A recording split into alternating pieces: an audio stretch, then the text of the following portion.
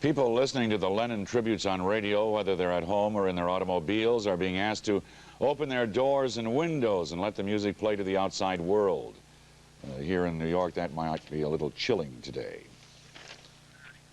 And now we're going to switch back to the park and the band shell and Ernie Anastas.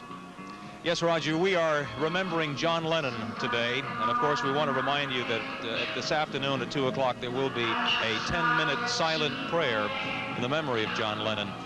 There is a gentleman standing next to me, Sid Bernstein, who was really responsible back in 1964 for bringing the Beatles here to America, and he knows about John Lennon, and he wants to share some of those feelings and thoughts with us today.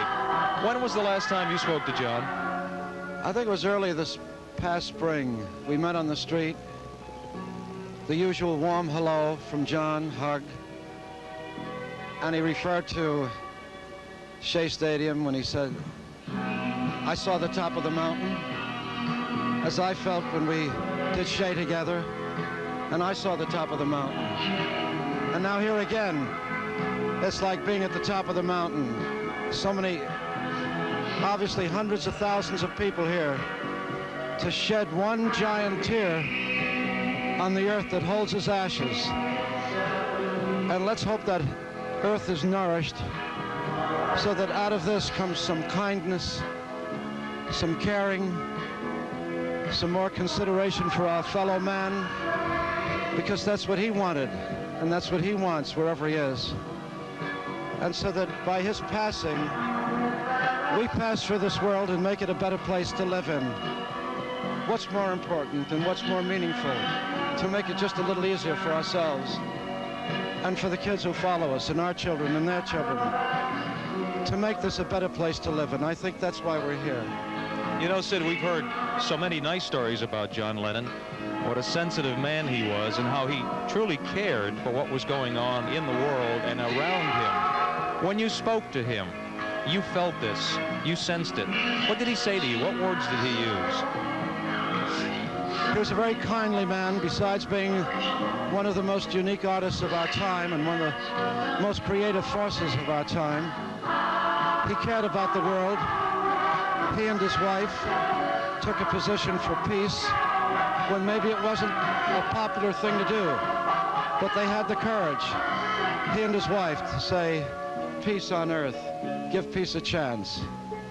And that philosophy, that lesson, that statement has to ring through the world.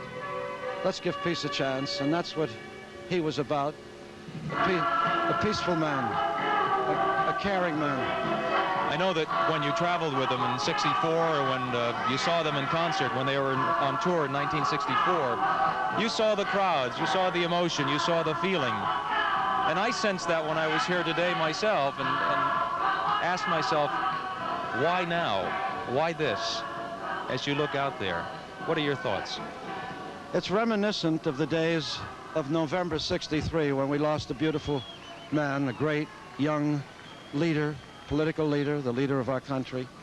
The kind of sadness that prevailed then is similar, or this sadness is similar, and to the same deep degree that the sadness we felt then and when we felt when Martin Luther King was taken away from us, and when Robert Kennedy was taken away from us, and the way he was taken away from us. There's a need for us, and these kind of crises bring out the need for us to stand together, to be counted, and if we can make the world a better place, let's do it. Gun control is a very important issue on the minds of hundreds of thousands of these people. It's something that has to be dealt with. Yes. And in this city where we live and where he lived and chose to live and died, more police on the streets, no matter what the cost. I said, I can't tell you how much I appreciate your words and your presence with us today to share in this moment. Thank you, Sid. Thank you. Sid Bernstein, and now we'll go back to you, Roger. On one of his songs, Lennon takes a swipe at the idols of the '60s, singing, I don't believe in Kennedy, I don't believe in Elvis, I don't believe in Zimmerman. The Zimmerman referred to is the real name of the singer-songwriter Bobby Dylan. The two men owed a debt to each other. Lennon once said he wrote some of his lyrics in an obscure manner to imitate Dylan. For his part, Dylan said it was part of the Beatles who inspired him to abandon folk for rock. Through much of the 60s shaping John Lennon and the Beatles, and more than that, John Lennon shaping the 60s, guided by a generation over new ground. Joel Siegel has some reflections about Lennon and his music and his impact.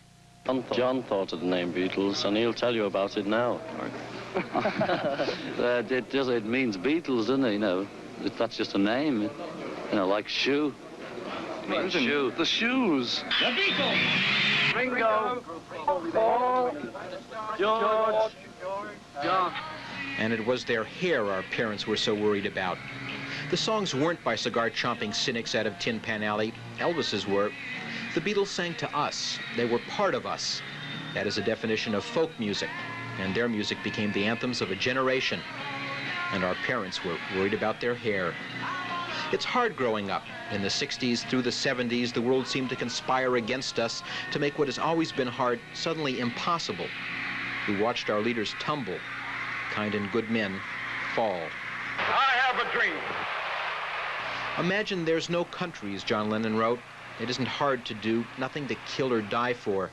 Imagine all the people living in life in peace. And in their music, their sound, their spirit was a handle, a place another poet would call the still point of a turning world. The crowds, the screams, the shrieks, that was fun. The public Beatles, Beatlemania. But there is a very private Beatles all of us know. Sad and depressed, feeling absolutely isolated, we would drop a record on a turntable and listen alone. And just underneath the rock and roll, the Beatles sang of hope.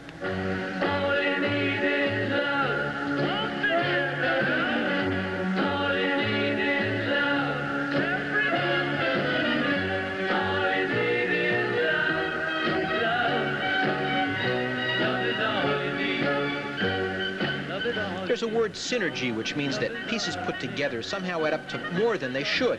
The Beatles proved that. Paul McCartney is a fine singer, a writer of great pop songs, but John Lennon was the artist, the man on the cutting edge, the man with a vision he described himself in 9 short words. All we are asking is give peace a chance. And he made that message become music, from Penny Lane through Strawberry Fields to Abbey Road. The Beatles broke up for 1,000 reasons. Some were John Lennon's. He said he wanted to leave the group 4 years before the breakup finally happened, to explore, to live, to move out of the hurricane's eye. We felt cheated. We were angry.